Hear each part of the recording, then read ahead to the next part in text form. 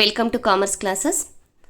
Insurance Claim BCom and BBA ಸ್ಟೂಡೆಂಟ್ಸ್ಗೆ ನಾವು ಇದು ಲಾಸ್ಟ್ ಕ್ಲಾಸಲ್ಲಿ ಈ ಚಾಪ್ಟರ್ನ ಸ್ಟಾರ್ಟ್ ಮಾಡಿದ್ವಿ. ಲಾಸ್ಟ್ ವಿಡಿಯೋದಲ್ಲಿ ಇನ್ಶೂರೆನ್ಸ್ ಕ್ಲೈಮ್ ಅಂದರೆ ಏನು, ಇನ್ಶೂರೆನ್ಸ್ ಕ್ಲೈಮ್ ಆಗೋದಕ್ಕೆ ಬೇಸಿಕ್ 2 ಪಾರ್ಟೀಸ್ ಯಾರಿರಬೇಕು, ಹಾಗೆಯೇ ಒಂದು ಸ್ಟಾಕು ಲಾಸ್ ಆಗ್ತಾ ಇದೆ ಅಂದರೆ ಯಾವ್ಯಾವ ರೀಸನಿಂದ ಸ್ಟಾಕ್ ಲಾಸ್ ಆಗುತ್ತೆ.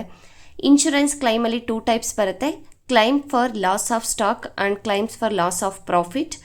ಅದರಲ್ಲಿ ನಾವು ಲಾಸ್ ಆಫ್ ಸ್ಟಾಕ್ ಬಗ್ಗೆ ಇವತ್ತು ಡಿಸ್ಕಸ್ ಮಾಡ್ತಾ ಇದ್ವಿ. ಇವತ್ತಿನ ಒಂದು ಬೇಸಿಕ್ ಚಿಕ್ಕ ಪ್ರಾಬ್ಲಮನ್ನು ತೊಗೊಂಡಿದ್ದೀನಿ. ನೆಕ್ಸ್ಟ್ ನಮಗೆ ದೊಡ್ಡ ಪ್ರಾಬ್ಲಮ್ನ ತೊಗೊಂಡೋದಾಗ ಈ ಸ್ಟೆಪ್ಸು ನಮಗೆ ಅರ್ಥ ಆಗಬೇಕು. ಹಾಗಾಗಿ calculation of climb in case of under insurance. Insurance ಇದ್ದಾಗ ನಾವು ಏನಾದರೂ ಲಾಸ್ ಆದಾಗ ಇನ್ಶೂರೆನ್ಸ್ನ ಕ್ಲೈಮ್ ಮಾಡ್ಕೋಬಹುದು.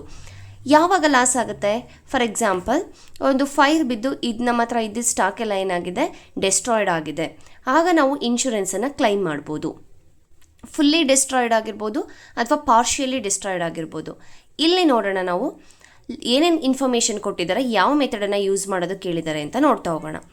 Loss of stock by fire 4 lakh rupees. Amount of policy 3,42,000.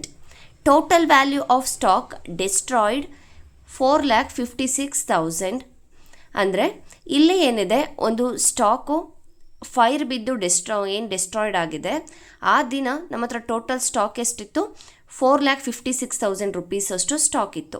ಅದರಲ್ಲಿ 4 lakh rupees ಏನಾಗಿದೆ, ಸ್ಟಾಕು ಫೈರಿಂದ ಕಂಪ್ಲೀಟಾಗಿ ಡೆಸ್ಟ್ರಾಯ್ಡ್ ಆಗಿದೆ. 4 lakh rupees. ನಮ್ಮ ಒಂದು ಇನ್ಶೂರೆನ್ಸ್ ಪಾಲಿಸಿ ಅಮೌಂಟ್ ಎಷ್ಟಿದೆ, ಅಮೌಂಟ್ ಆಫ್ ಪಾಲಿಸಿ 3,42,000 ಇದೆ. ಈ 3 ಇನ್ಫಾರ್ಮೇಷನ್ನ ಯೂಸ್ ಮಾಡಿಕೊಂಡು calculate the amount of claim by applying average clause. Average clause ಮೆಥಡನ್ನು ಯೂಸ್ ಮಾಡಿ ನಾವು ಒಂದು ಅಮೌಂಟ್ ಆಫ್ ಎಷ್ಟು ಅಮೌಂಟನ್ನು ಕ್ಲೈಮ್ ಮಾಡ್ತಾ ಇದ್ದೀವಿ ಅನ್ನೋದನ್ನು ನಾವು ಕ್ಯಾಲ್ಕುಲೇಷನ್ ಮಾಡಬೇಕಾಗುತ್ತೆ.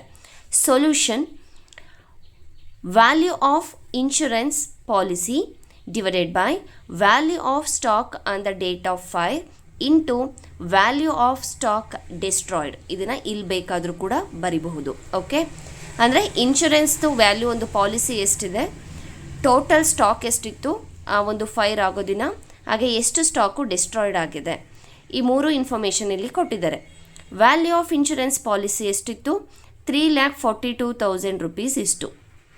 3,42,000 divided by value of stock on the date, ಆ ಡೇಟಲ್ಲಿ ಎಷ್ಟಿತ್ತು stock, 4,56,000 rupees into value of stock destroyed ಎಷ್ಟಿತ್ತು, 4 lakh rupees ಅಷ್ಟು ಡೆಸ್ಟ್ರಾಯ್ಡ್ ಆಗಿದೆ. 4,56,000 ಒಂದು ಸ್ಟಾಕ್ ಇದ್ದಿದ್ದು, ಅದರಲ್ಲಿ 4 ಲಕ್ಷ ಕಂಪ್ಲೀಟಾಗಿ ಬರ್ನ್ ಆಗಿದೆ. ಎಷ್ಟು ನಾವು ಕ್ಲೈಮ್ ಮಾಡ್ಬೋದು, 3 lakh rupees. ಓಕೆ, ಈ ಒಂದು ಪಾರ್ಟ್ ಏನಿದೆ, ನಾವು ನೆಕ್ಸ್ಟ್ ಪ್ರಾಬ್ಲಮಲ್ಲಿ ಈಗ ಇನ್ಶೂರೆನ್ಸ್ ಕ್ಲೈಮ್ ಮಾಡುವಾಗ ಟ್ರೇಡಿಂಗ್ ಅಕೌಂಟ್ ಮಾಡ್ತೀವಿ. ಏನಕ್ಕೆ ಬೇಕು, ಅಲ್ಲೇನಾದರೂ ನಮಗೆ ಗ್ರಾಸ್ ಪ್ರಾಫಿಟ್ ರೇಷಿಯೋ ಕೊಟ್ಟಿಲ್ಲ ಅಂತ ಹೇಳಿದಾಗ ಟ್ರೇಡಿಂಗ್ ಅಕೌಂಟನ್ನು ಮಾಡಿಬಿಟ್ಟು ಗ್ರಾಸ್ ಪ್ರಾಫಿಟ್ ರೇಷಿಯೋನ ಫೈಂಡ್ ಔಟ್ ಮಾಡ್ಕೊಳ್ತೀವಿ. ಅದಾದ ನಂತರ ಮೆಮೊರಂಡಮ್ ಟ್ರೇಡಿಂಗ್ ಅಕೌಂಟ್ ಮಾಡ್ತೀವಿ.